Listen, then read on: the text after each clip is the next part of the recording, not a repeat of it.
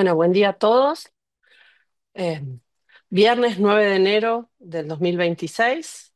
Mi nombre es Ana Cohen y le doy la bienvenida a los oyentes que se están incorporando unos minutos después de las 10 de la mañana, hora Buenos Aires, para abordar noticias, perdón, recientes eh, del mundo esta vez.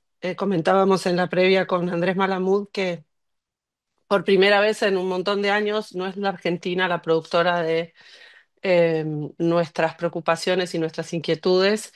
Es el mundo, un mundo con muchos eventos dignos de noticia y de incorporar a los procesos de decisión en las próximas semanas. Venezuela, Estados Unidos y un rebrote de la violencia del Estado en el estado de Minneapolis, de Minnesota, perdón.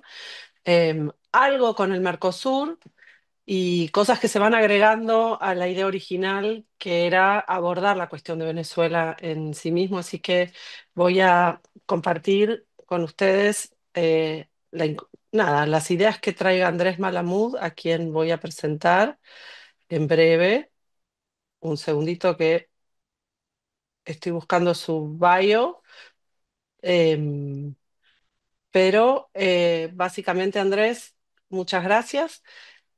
Andrés es profesor en la universidad, ¿cuál? Que acá no encontré la bio, perdóname, Universidad en de Lisboa. Portugal. Perfecto, es pensador, es analista político, es columnista, es escritor, es uno de los pensadores que nos ayudan a abordar la realidad en Cohen desde el lado geopolítico, y es alguien que viene siguiendo el caso Venezuela, según hablamos en las últimas horas, básicamente porque vos venías mirándolo de manera más periférica y ahora estás contento de haber hecho esto en silencio y en bambalinas mientras se preparaba este escenario de hoy. Así que antes de darte la palabra y agradecerte tu presencia, le cuento a la gente que está escuchando que hay un pequeño icono ahí abajo para dejar preguntas para que yo pueda ir incorporando y mechando a las mías cuando las tengamos. Y si no te molesta, esto va a ser una conversación de ida y vuelta en la que con todo mi usual mala educación te interrumpa.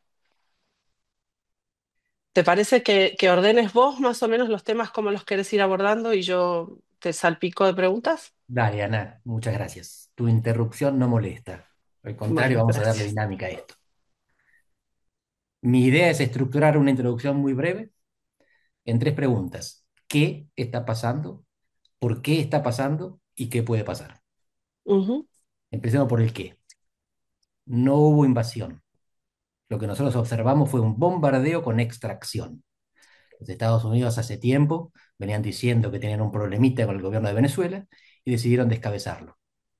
Es importante que no haya habido invasión por las consecuencias domésticas que tiene esto, y a eso volveremos. La decapitación del régimen no significó la sustitución del régimen. Hoy están gobernando en Venezuela los mismos que antes, con una excepción, el presidente. Y los mismos son un grupo de cuatro sectores, con seis personas. Esos cuatro sectores son Maduro y Cilia, su esposa, civiles extraídos; Delcy y Jorge, los Rodríguez, hermanos también civiles; Delcy de vicepresidenta pasa a presidenta encargada y Jorge sigue presidiendo la Asamblea, que es el Parlamento; y después dos militares, que no son lo mismo.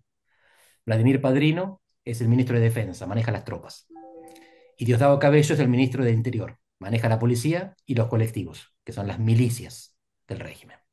Así que lo que tenemos es que de cuatro grupos quedan tres. Venezuela en este momento sigue siendo una dictadura, sigue siendo una autocracia, un gobierno cerrado. Organizaron elecciones y las perdieron, no reconocieron el resultado, y son fundamentalmente una dictadura militar con una careta civil. Solo que son una dictadura militar en un país que organizó las Fuerzas Armadas para que no se puedan rebelar contra el régimen. Y la organización pasa por la multiplicación de las cabezas. En este momento Venezuela tiene una Fuerza Armada de 130.000 militares. Por comparación, Argentina tiene cerca de 80.000. Así que Venezuela, que es un país con la mitad de la población y la mitad del territorio, tiene el doble, no el doble, más del 50% más de los militares. Pero lo fundamental no son los soldados, sino los generales. Venezuela tiene 2.200. Para comparar, Estados Unidos no llega a 800 por ley. Así que Venezuela tiene tres veces más generales que la mayor potencia militar de la historia de la humanidad. Y el objetivo es justamente evitar que se rebelen. ¿Cómo hacen 1.101 militares para ponerse de acuerdo contra los otros? Y por eso lo que vienen consiguiendo es un gobierno de los militares sin posibilidad de que los militares se rebelen contra ese gobierno. En parte porque se benefician y en parte porque la coordinación es imposible. De ahí que los civiles estén a cargo de la coordinación, de la fuerza y de los negocios. Ese es el papel de Delcy Rodríguez. ¿Qué hizo Estados Unidos? Negoció hasta último momento con Maduro, con Delcy y con más gente. ¿Cuál es la diferencia entre Maduro y Delcy? Que Maduro no cumplía lo que acordaba. Delcy Rodríguez hasta ahora viene cumpliendo. ¿Qué es lo que hizo Estados Unidos para encubrir su intervención? La disfrazó de judicial. No fue una operación militar, en el sentido técnico de la palabra, porque lo que hicieron fue justificar la acción de los militares como apoyo logístico a una acción policial. Un funcionario del FBI fue, a partir de una citación judicial de un juez de Nueva York, a Caracas para leerle los derechos a Maduro y esposa y después detenerlos y llevarlos ante la justicia. Y hace tiempo que vienen construyendo este caso legal con el pedido de información y captura sobre Nicolás Maduro y con la imputación de ser miembro o líder del cartel de los Soles, un alegado grupo narcotraficante que aparentemente no existía. La misma, decime Ana, No, no, fue una tos, perdón. la misma Me reí con el alegado, porque es una palabra es que muy ya americana. lo retiraron de la imputación. Es muy interesante porque una de las acusaciones, la primera acusación que se le hace a Maduro en la imputación es que importa droga en Estados Unidos. Lo acusan de importador ilegal, no de exportador, porque necesitan crear un caso doméstico, un caso judicial. Si fuera un caso militar, tendrían que pedir autorización o por lo menos informar al Congreso. Siendo un caso policial, judicial, no hace falta. Simplemente cumplieron las órdenes del juez. ¿Cómo está Venezuela en este momento? Está gobernada por los mismos que antes, intentando manejar una estabilización en la cual el gobierno de Estados Unidos inteligentemente dividió a los grupos que quedaron. Los dividió porque Diosdado Cabello está dentro de la imputación que incluye a Maduro y a su mujer Silvia, pero Vladimir Padrino no, y los Rodríguez tampoco. Así que Estados Unidos acusó a la mitad del grupo gobernante y dejó afuera a la otra mitad. Entonces tiene eso siempre como carta para volver a intervenir si hace falta para terminar de cumplir la orden judicial. ¿Por qué? ¿Por qué Estados Unidos hace esto? Hay cuatro grandes razones que no son excluyentes. La razón alegada es el narcotráfico. Así construyeron el caso policial. Se supone que Venezuela es un narcoestado gobernado por el líder de un cartel que importa droga en Estados Unidos para matar gente. Si tenemos que ver la verdad, resulta que la droga que se importa a Estados Unidos es el fentanilo que viene de México y no la cocaína que de Venezuela sale para Europa. Pero en todo caso, este es el argumento, legal. El segundo argumento lo dio Trump en la conferencia de prensa, petróleo. Repitió esta palabra más de 20 veces, la palabra democracia no la mencionó ni una vez. El tercer argumento, ahora vamos, supongo Ana que esto es lo que más va a interesar, si el petróleo tiene sentido, qué impacto va a tener allá y en el mundo. La tercera de las fundamentaciones es el cambio de régimen. Hay una autocracia, Estados Unidos sería una democracia que pretende que otros también lo sean, sobre todo en su patio trasero. Por lo tanto, interviene para democratizar Venezuela. El objetivo final sería, este es el argumento de Marco Rubio, democratizar Cuba, por lo menos cambiar el régimen en Cuba, porque es el enemigo tradicional de los Estados Unidos en su hemisferio y porque es el país de origen de la familia de Rubio. Sus padres fueron exiliados de ese país y es aquel que él pretende cambiar. Y el cuarto argumento, como droga, petróleo, cambio de régimen, geopolítica. Expulsar a los rivales de Estados Unidos de su hemisferio. Expulsar a China, que se llevaría el 80% del petróleo que se produce en Venezuela, que es el 1% de la producción mundial, a pesar de tener el 17% de las reservas. Expulsar a Rusia, que mantiene armamento, que vende armamento y que se lleva el oro de la cuenca del Orinoco. Expulsar a Irán, fundamentalmente, que es el que se encarga de gestionar la flota fantasma de los cargueros que van y vienen con el petróleo de Venezuela y además podría estar usando a Venezuela para financiar o para entrenar a grupos terroristas. Y expulsar a Cuba, naturalmente. La buena parte de los muertos en la intervención de los Estados Unidos fue cubana. Se habla hasta ahora de 32 custodios que estaban ahí precisamente para encargarse de que a Maduro no le pase lo que le pasó. La geopolítica es la línea argumental que reúne todas las cabezas, que reúne la cabeza de Marco Rubio, porque apunta a Cuba, que reúne a la cabeza de Peter Hegseth, el secretario de Guerra, porque va contra los grandes enemigos geopolíticos, que le permite a J.D. Vance, el vicepresidente que se mantuvo al margen de la planificación y de la divulgación, decir que esto lo acepta porque en el fondo es por la seguridad nacional de los Estados Unidos. Marco Rubio es neoconservador y por lo tanto intervencionista. J.D. Vance es MAGA y por lo tanto aislacionista, pero puede defender la seguridad nacional de Estados Unidos.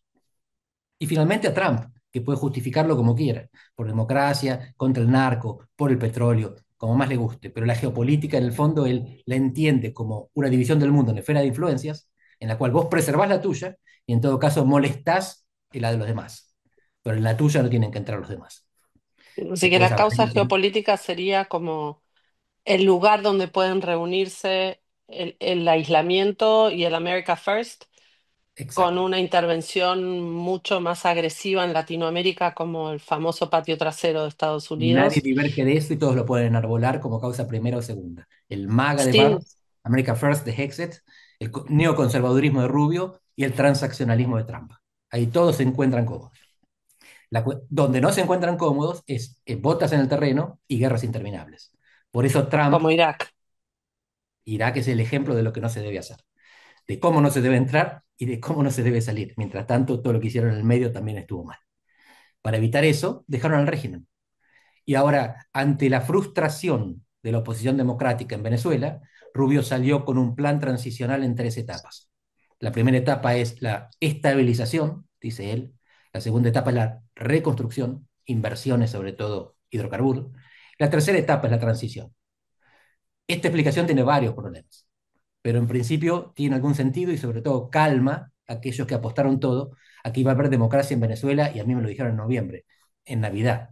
La diáspora en Miami estaba convencida, 100% en sus palabras, de que Trump iba a intervenir y para ellos intervenir era invadir y que a fin del año pasado Edmundo iba a ser el presidente de Venezuela y María Corina iba a ser la vicepresidenta designada por Edmundo. Bueno, esto no ocurrió, Trump nunca recibió a María Corina, y no solo no la recibió, sino que la destrató en la conferencia de prensa, donde no dijo solamente que no tenía el apoyo, dijo que no tenía el respeto de Venezuela.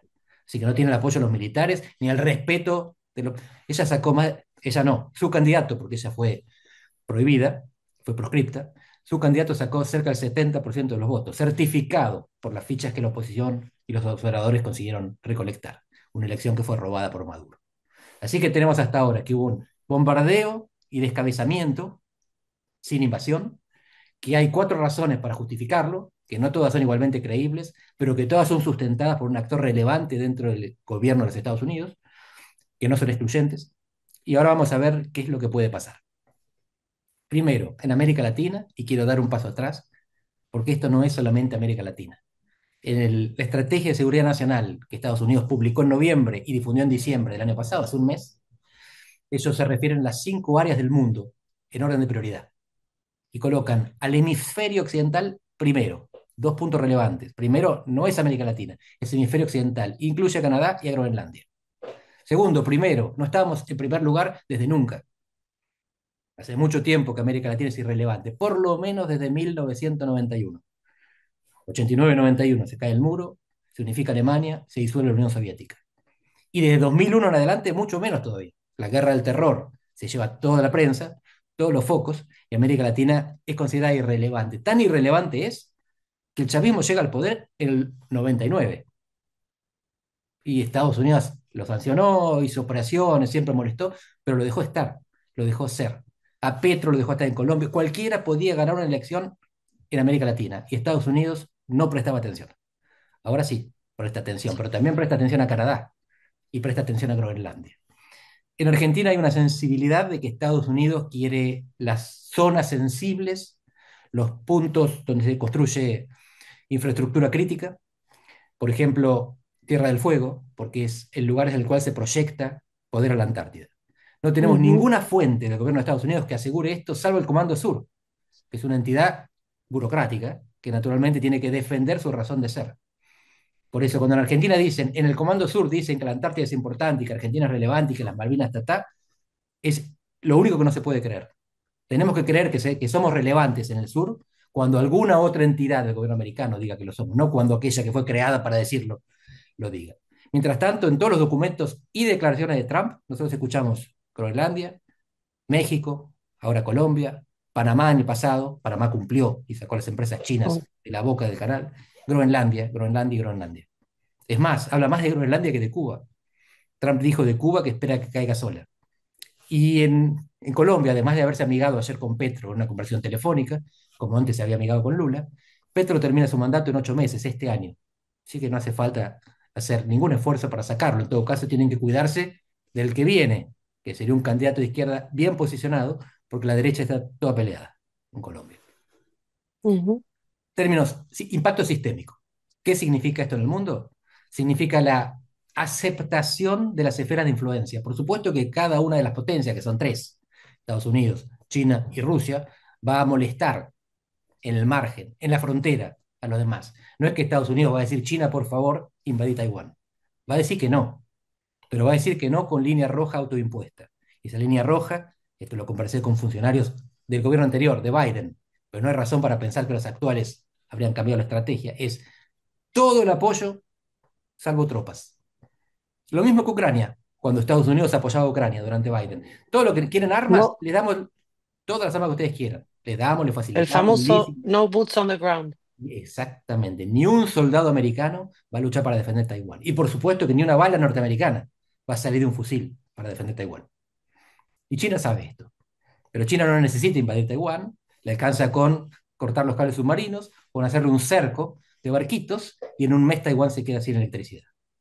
En todo caso, los tiempos orientales son más lentos que los occidentales.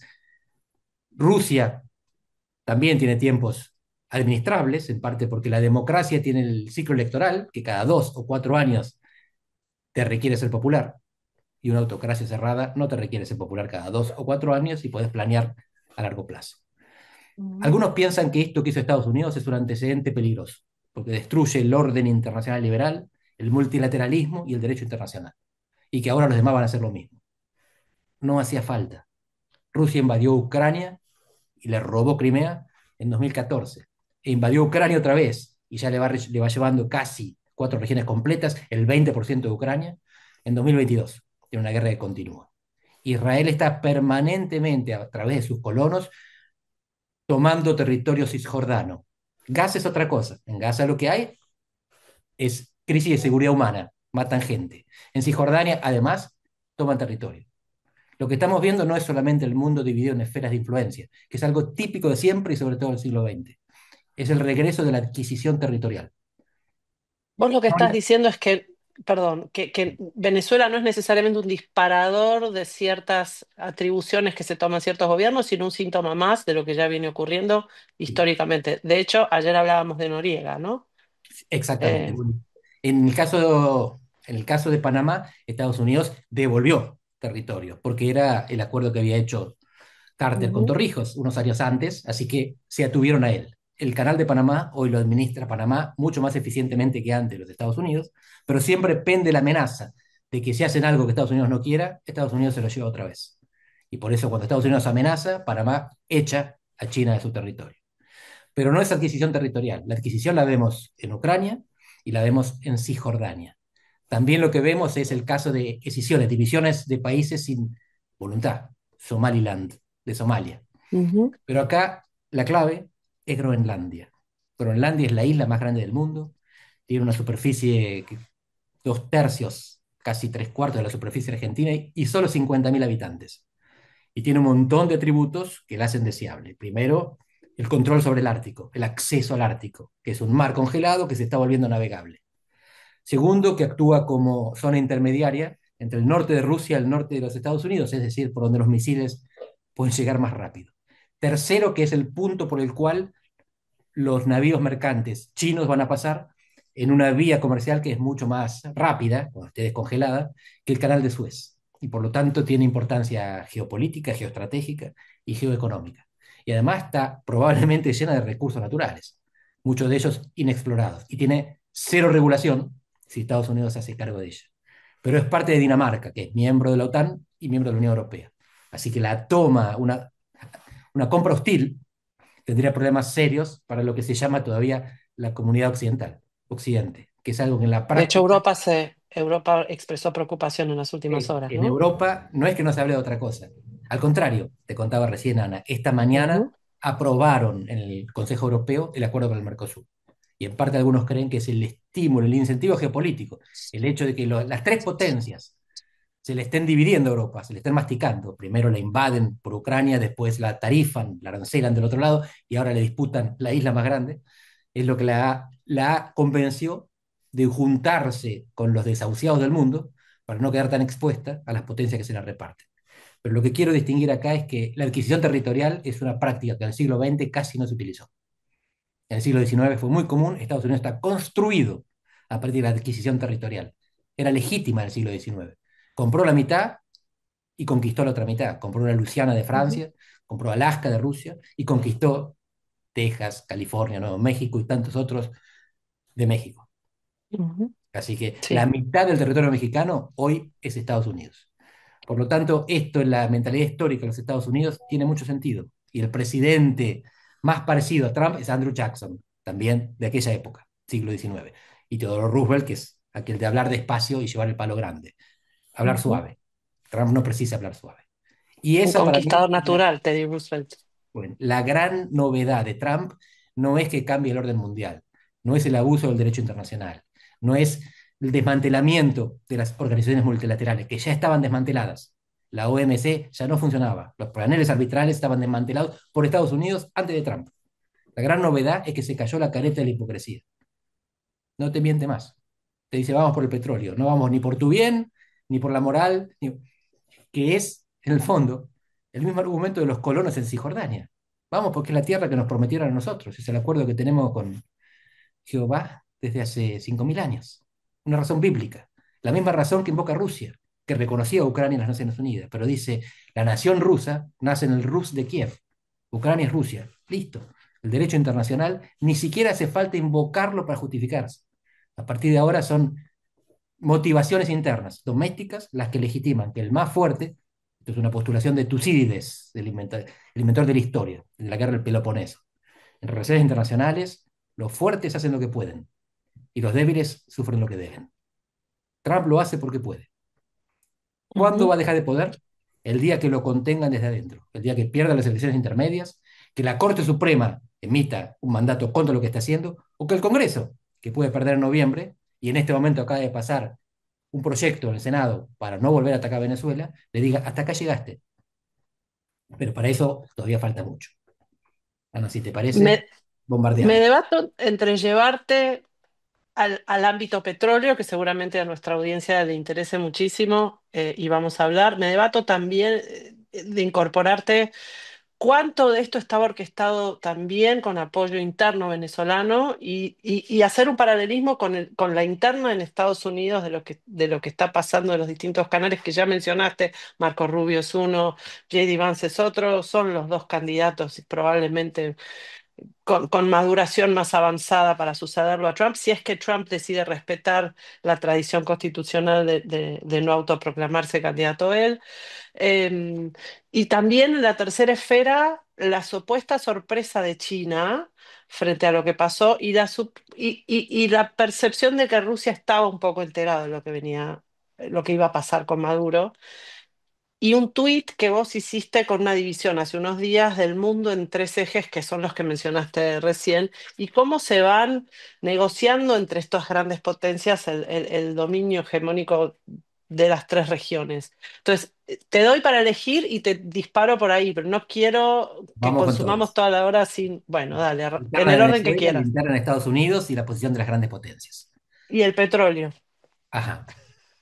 El petróleo, por favor. La Bien. interna en Venezuela está contenida, pero es muy grave, porque nadie sabe quién es el próximo traidor.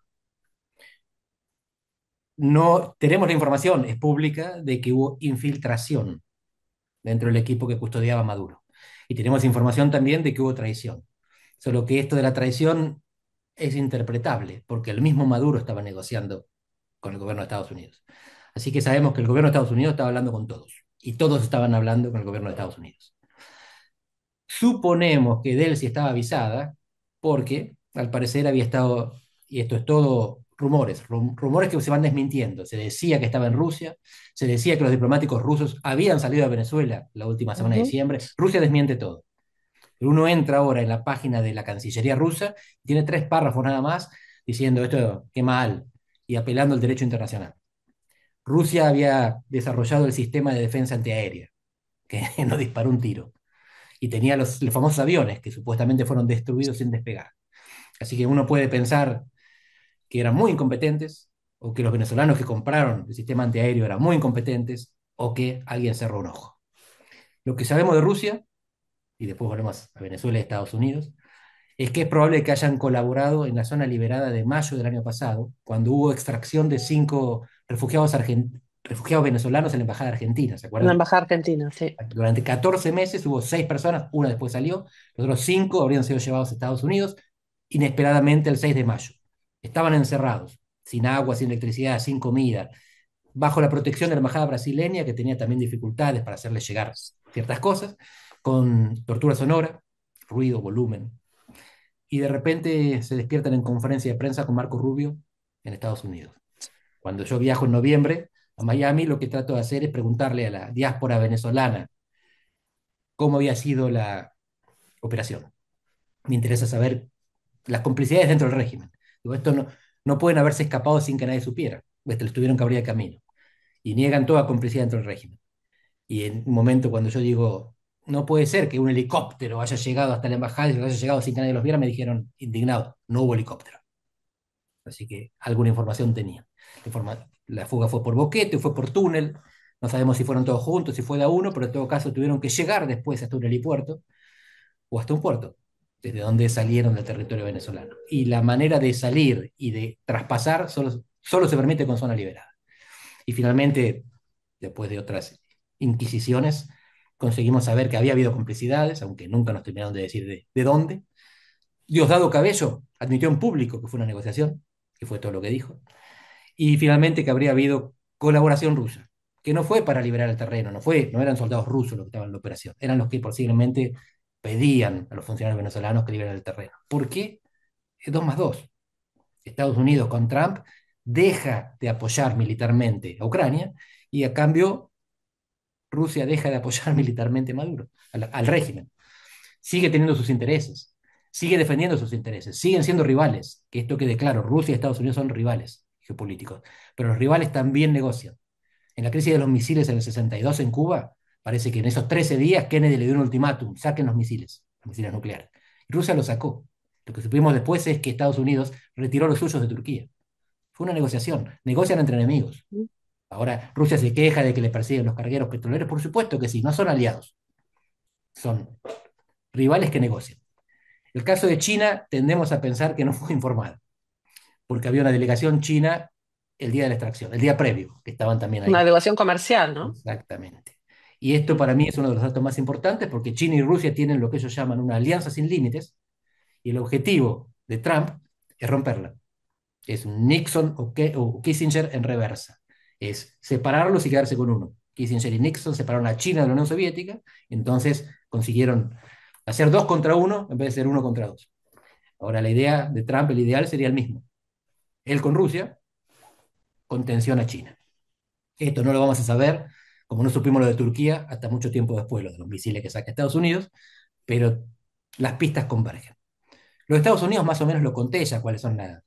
Vos lo dijiste, hay mucha sospecha de que Trump podría desafiar el límite constitucional, pero por ahora no hay razones para pensar que tendría éxito, porque la Corte Suprema tiene 6-3, 6 votos conservadores, 3 votos liberales, o sea, de izquierda, pero hasta ahora no fueron sumisas a él. Y en el Congreso él tiene en este momento un obstáculo porque hay algunos senadores republicanos que se le oponen. Está perdiendo diputados republicanos todo el tiempo por muerte, por renuncia, y en noviembre a lo mejor pierde la mayoría del Congreso, de la Cámara de Diputados, no del Senado. Así que tendemos a pensar que si no hay golpe interno, autogolpe en Estados Unidos, Trump termina su mandato y termina su carrera política. Como manda la Constitución, 2 mandatos y a casa. Así que ahí entran Rubio y Vance, ninguno de los cuales se quiere poner de punta con Trump. Pero sigue Te siendo él llevo, el que arbitra. Sí. te hago un breve pedido entre paréntesis de esa dinámica que no solo conlleva la interna entre Vance y Rubio, sino una debilidad relativa de los demócratas que parecieran no estar reaccionando y que no están pudiendo generar un liderazgo más allá de los de izquierda bastante resonante como AOC o Mamdani. Pareciera que los conservadores están un poco paralizados, los demócratas tradicionales conservadores están paralizados, ¿no? Viendo a ver cómo caen las fichas. No sé, no los veo muy activos preparando las elecciones de medio término, más allá de estos No, personajes. no hay una estrategia unificada de los demócratas, pero hay burbujas de éxito demócrata en muchos lugares, principalmente en Miami y en Nueva York, las dos ciudades de Trump, donde en Ujú, 2025 ganaron la intendencia candidatos demócratas, algunos muy disruptivos. Nueva York, perdón, California, Gavin Newsom, el gobernador, que no está del centro a la derecha y por ahora podría parecer que no es para ahí donde apuntarían los votantes del centro, pero es un candidato con chances y California es un estado importante. Y después hay otros que van surgiendo en elecciones en algunos estados. Pero en todo caso, lo importante es que las elecciones que vimos, elecciones salteadas de gobernador, de jueces, de intendentes en 2025, fueron casi todas para los demócratas. Y las encuestas dan que en noviembre ganarían los demócratas también.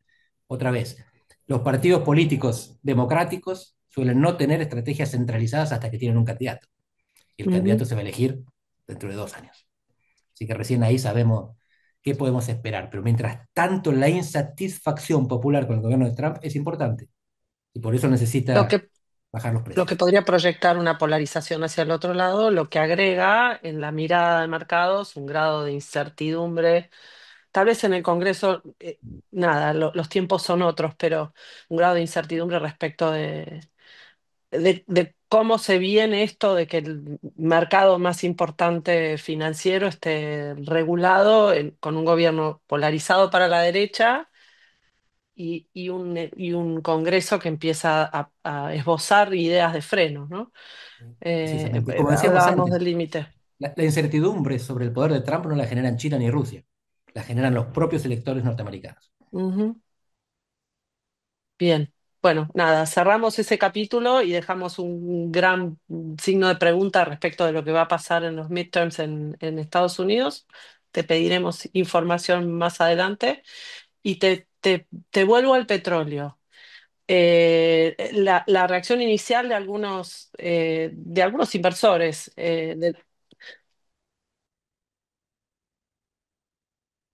Te fuiste, Ana.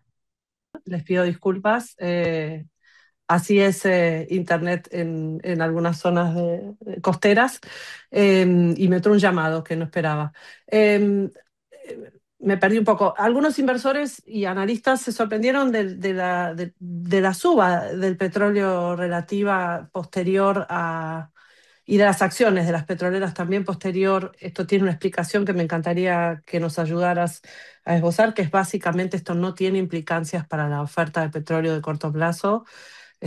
Venezuela está desguazada en términos de infraestructura y de talento propio, etcétera, que va a tener que repatriar eventualmente.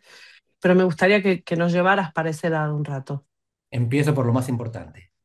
No soy especialista en petróleo.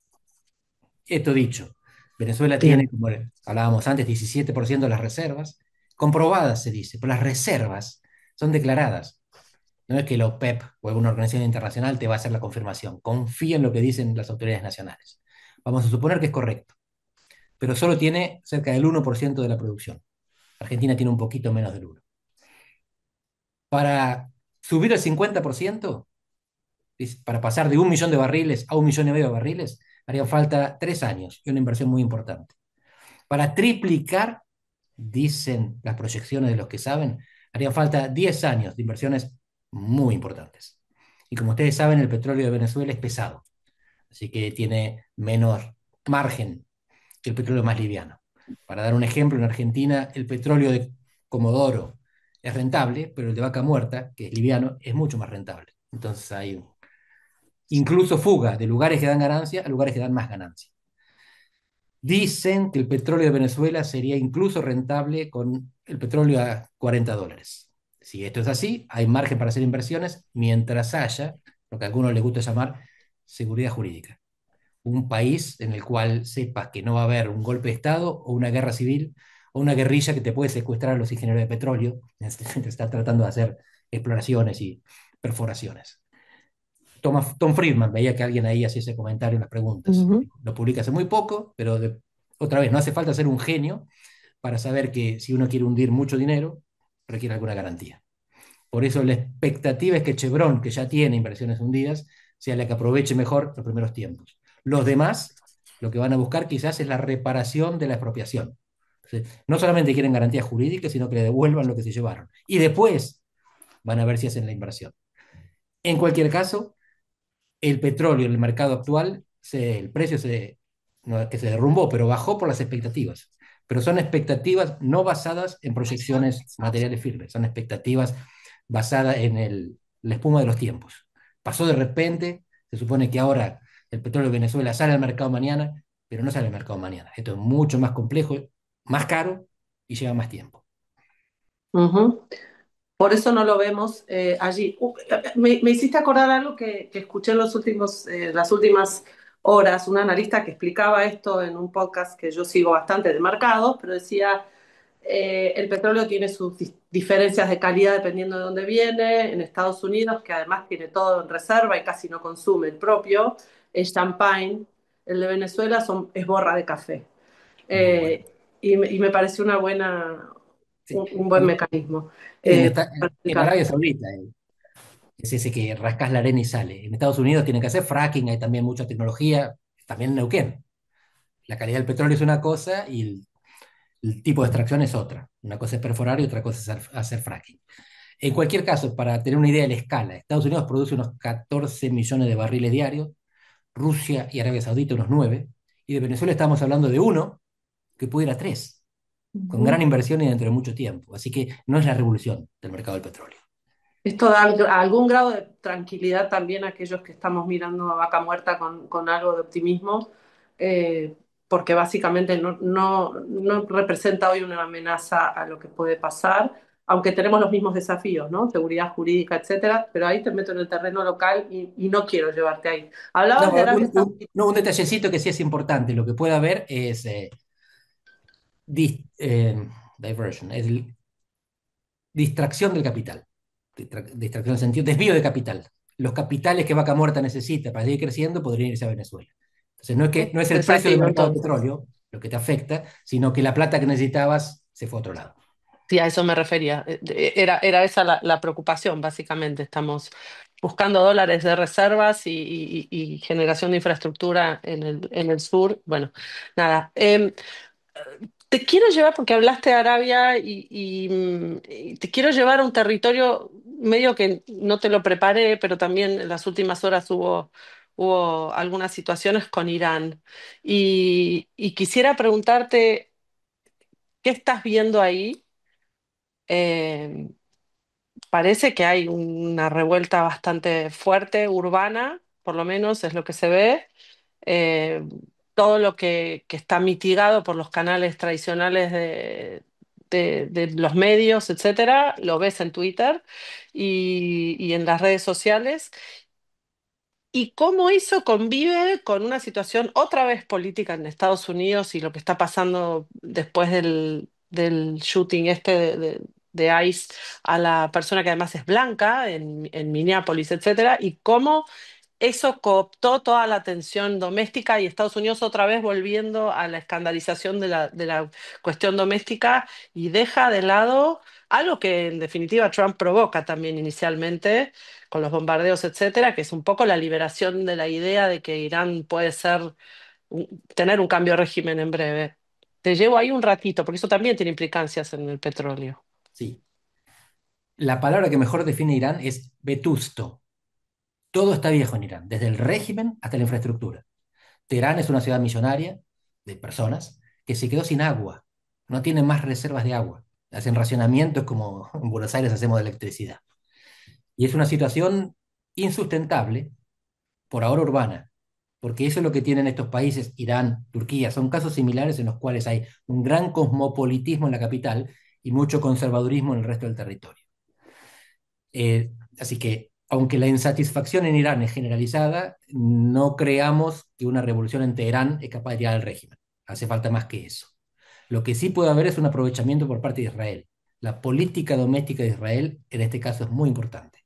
Benjamín Netanyahu, el primer ministro, es visto como una persona que garantizó la seguridad de Israel después de haberla puesto en juego, porque el 7 de octubre fue producto de las ineficiencias israelíes también.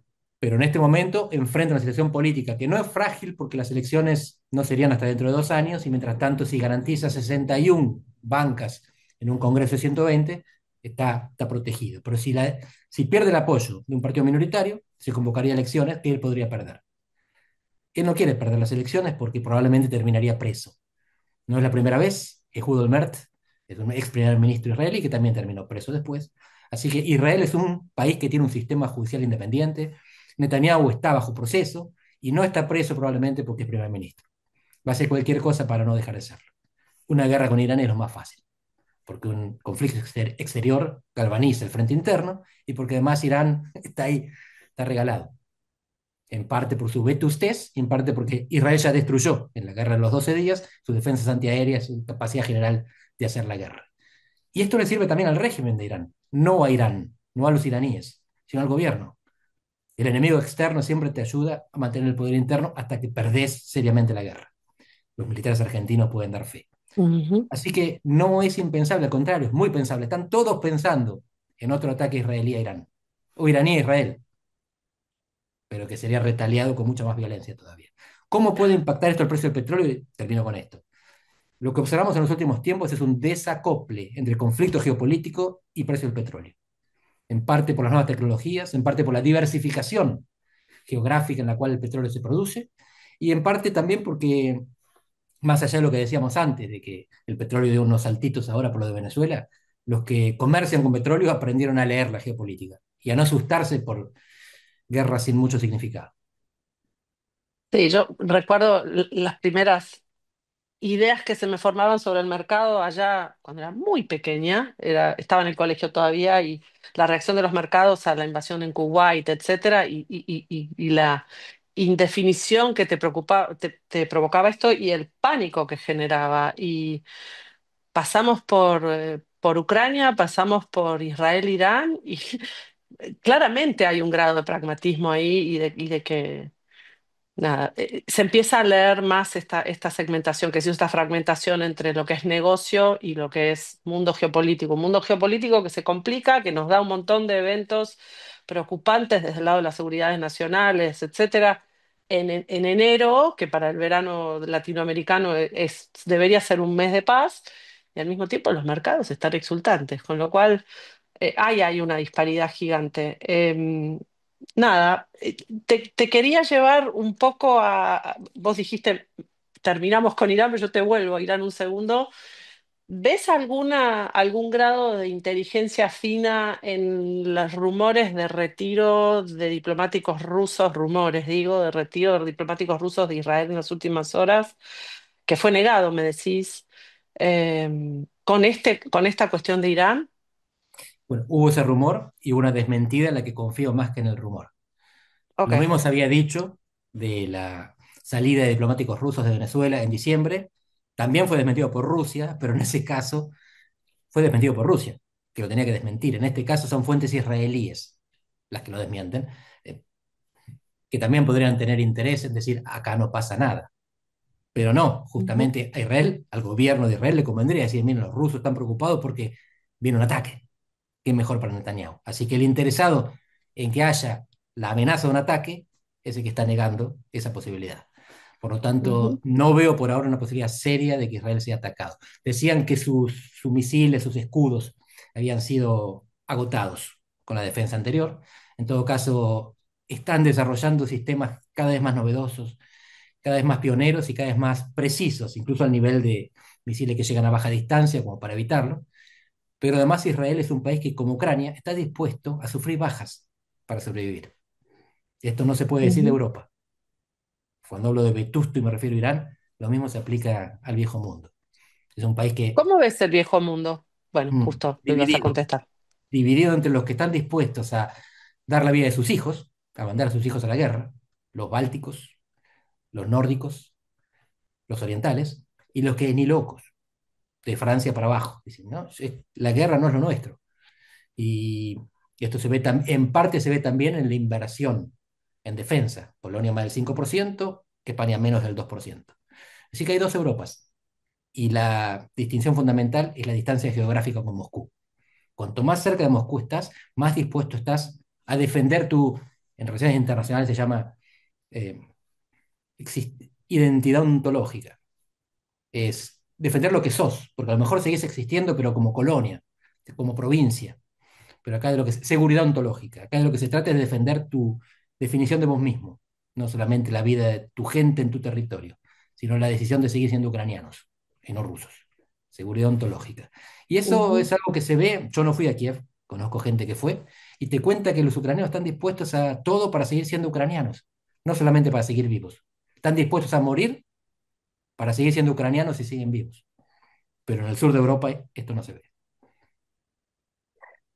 ¿Cómo ves el retiro de Trump y del apoyo y de soporte a la OTAN y las distintas reacciones? Pareciera que en el este se pudo prever esa situación un poco más estratégicamente y frente a la sorpresa de estos europeos occidentales más acostumbrados al Mediterráneo, ¿no? Como sorpresa e indignación y se están despertando recién ahora.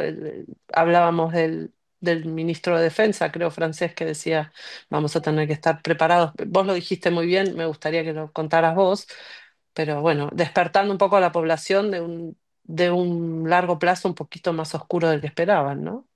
En la estrategia de seguridad nacional, los Estados Unidos de Trump dicen que hay 5 regiones en el mundo y en orden de prioridad es hemisferio occidental, Asia-Pacífico, Europa. Es decir, primero, su continente. Segundo, China y compañía.